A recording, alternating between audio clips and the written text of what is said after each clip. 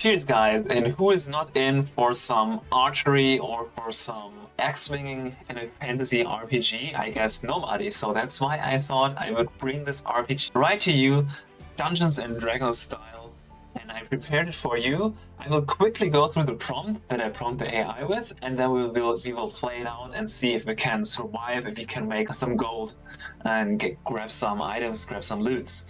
So I have 13 rules actually, that's quite a long one. I will start from the very first one, saying that you're a game engine. So now it's just a game engine giving us or following 13 rules, bringing us a game experience. It begins by offering an immersive scenario with 2 creative options for character names. It gives me a quest and it asks me what kind of difficulty do I want. Then it never answers 2 questions, because you could ask the AI what kind of path is the best for me, what should I do next, and I don't want this to be possible.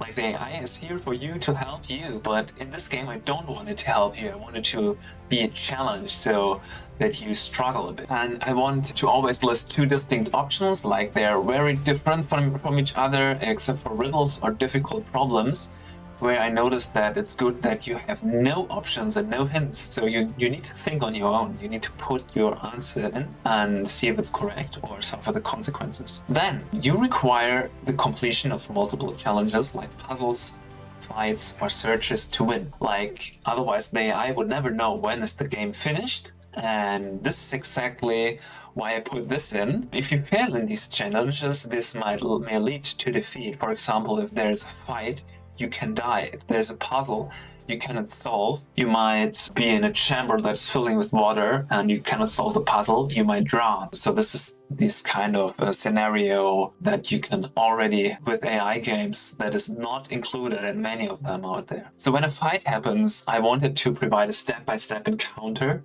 asking for which weapon, where to aim. Like, you want to aim for the head, you want to aim for the legs to mobilize, something like this, and to have it really like a complex fighting system. So I hope you're ready to go, you're ready to dive in, to jump in. This has been like a tutorial for you guys. We will provide this in our templates. You can just copy and adjust. Like, you can say the goal is to defeat like a dungeon boss or something like this, and then you have one. So we will start with this, and let's go. You find yourself at the edge of the Whispering Woods, where rumor tells of a hidden temple that holds the legendary Sunstone. 2 seasoned adventurers stand ready to join your quest, but they await your command to lead. Will you take the mantle of Sir Cedric, the knight with a valorous past? Or Elara, the ranger known for her unmatched archery skills? There we go. We wanted an archer, and a girl is always nice to play in role-playing games. It's just more fun for me, I feel. So we're in front of a temple, and we're looking for the legendary Sunstone. There are 2 seasoned adventurers that we can choose from, and I will pick, of course, Elara, the ranger. Elara, the ranger, nods her acceptance and readies her bow. Together you edge closer to the decrepit temple, enveloped in an eerie silence. Mist whispers around your feet as ancient runes glimmer faintly across the temple walls. You face many dangers ahead. Will you proceed with caution or embrace the thrill of peril? Ooh, we want it to be difficult, right? We want hardcore mode. It even says hardcore mode. Okay, let's go. Choosing hardcore mode, Elara steels her nerves and draws an arrow, her eyes scanning the shadowy depths of the temple. The entrance is crisscrossed with webs and booby traps. Ancient carvings hint at untold secrets and dangers lying within. To proceed safely, Elara needs to disarm a cleverly hidden trap that blocks the passage. How should she approach this initial test? Oh, we need to disarm a trap at the entrance here. Okay, we're now inside of the temple. You see some, you see with the fires and the torches, you see a little broken path here in the center and some runes. And there might be some hidden traps. So archers are known for their good eyesight. So I won't quickly dash over it. Maybe I will die. So I will use her keen eyesight Elara crouches low, her eyes meticulously That's us. scanning the complex trap before her. With a confident, steady hand, she deftly locates the key mechanism hidden beneath a deceptive coverstone. Careful manipulation of this vital component ensures safe passage. As the trap clicks harmlessly, the path clears, revealing deeper shadows filled with both danger and opportunity ahead. Yeah, this is an ancient Mayan trap. It looks like it. I don't know how I disabled it, but somehow I did it. Put a little fire in the center and then it's gone. Let's go for the next challenge. And of course we want to go deeper. Elara progresses deeper into the temple's heart, her steps echoing softly. The corridor opens into a large chamber, dimly lit by an ethereal glow. Ancient relics surround a central pedestal, inviting yet foreboding. A sense of power pervades the air, whispering of hidden knowledge and lurking dangers. Elara must decide her next step cautiously as the atmosphere thickens with ancient magic. Oh, or a magic trap or magic encounter with some danger. What to do? We investigate the relics, want some action. Elara carefully approaches the pedestal, her eyes wide with curiosity and caution.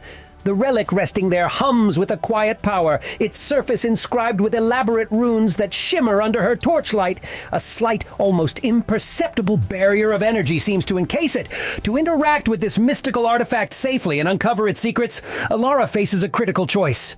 A critical choice? What is it? Does it look dangerous? I think it looks very powerful. Attempt to decipher the runes to learn more about the relic's function and origin. Physically examine the relic, testing the energy barrier's reaction to touch. Ooh, both interesting. I would like to examine it and just touch it. You become the relic. Ooh. As Elara extends her hand towards the relic, her fingers barely graze the energy barrier when it reacts vividly. A surge of mystical energy bursts forth, illuminating the chamber with blinding light. The runes glow brighter, and the air crackles with arcane power. In this moment of heightened magic, Elara must quickly decide her next move to either harness or repel this unforeseen response.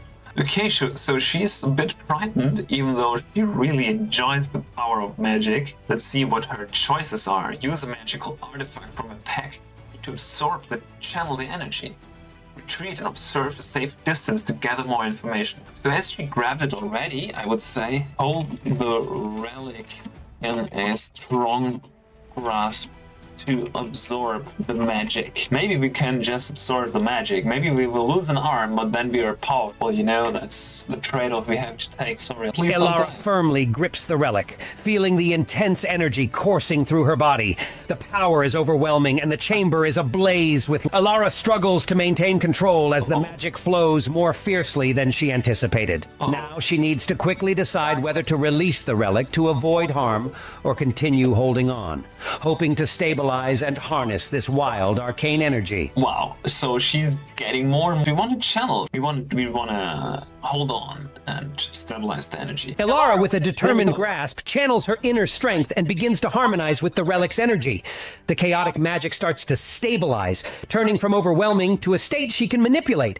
As she masters the surge, a clear path forward reveals itself, presenting her with new options on how to use this power. Now we harness the power. We're now the best archer and magician ever. So let's see. Use the stabilized energy to unlock a sealed door.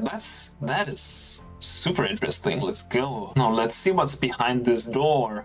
Oh my god, she looks so dangerous. The massive door groans open. Elara steps into a vast dungeon chamber. Flickering torches cast eerie shadows on the walls. At the far end, the dungeon boss, a colossal figure clad in ancient armor, awaits. The air is thick with tension as Elara prepares for the inevitable confrontation. Ready for battle, she faces a critical decision on her approach. That was not ElevenLabs, that was myself. I don't know why there is no sound, but this is pre-alpha, so I'm just gonna tell the devs, or hopefully they watch this video, charge head on and engage the boss in direct combat. Use stealth and the environment to strategically weaken the boss before the direct confrontation. So as this is YouTube and you want a quick combat, I give it to you. Just flash action. Oh my god. What a monster. I mean, of course. He's so heavily armored. How am I supposed to crack this armor? With a resolute battle cry, Lara charges head on at the towering dungeon boss. The ground shakes with each step the boss takes. Boom. Boom. With a resolute battle cry, Lara charges head on at the towering dungeon boss. The ground shakes with each step the boss takes. Meeting her charge with a menacing plur. Swords clash and sparks fly as they engage in a fierce melee combat. This is the moment Lara has been preparing for, and her skills are put to the ultimate test. What kind of test? This is just plainly unfair. Now she must decide her next move in this intense battle. Aim for a precision strike at a known weak spot. There is no weak spot. You know, not even... yeah. Dodge and counter the boss's next attack. I would say we need to dodge and counter. I would say we need to dodge and counter, or we can just run. Guys, I know this is a cliffhanger that I'm going to leave you with. The floor is trembling and this gigantic monster is in front of us. But the video length is already long enough, and I will finish this on my own and will tell you in my next video how this one ended up. If Lara was able to find a way to penetrate the armor of this badass.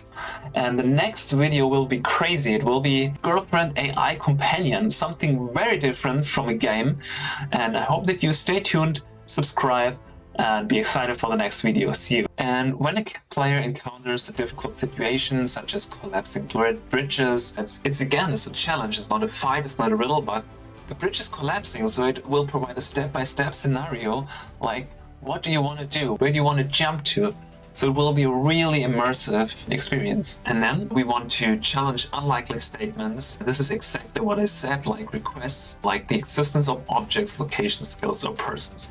Like in other AI-based games, like choose any of them, you can just say, because of my skills in sword fighting, I defeat the enemy, and then the AI will say, well, sure you did, you now won the game. And this AI will say, wait a minute, I never mentioned that you have insane skills in sword fighting if you're not like a sword fighter in this scenario, or a hero with skills with swords. It will say, for example, you have no skills there, so choose something else to do. And I will prevent any time skips that are too far into the future. For example, learning a spell or becoming the leader of land requires many steps in between us again.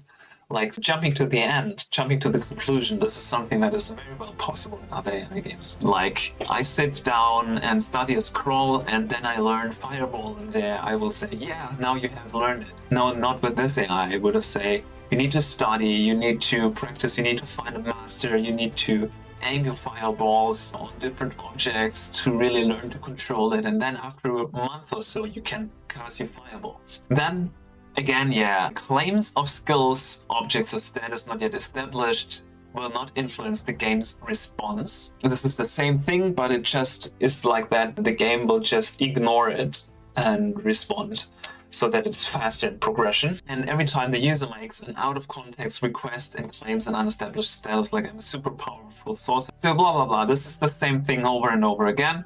And when the user asks for something that is not there, like a quest, a riddle, an object, food, or a person, the system must always respond with this request cannot be fulfilled because of reason. I'm on a child's quest in a land of fantasy. With dragons flying, heroes fight, that's where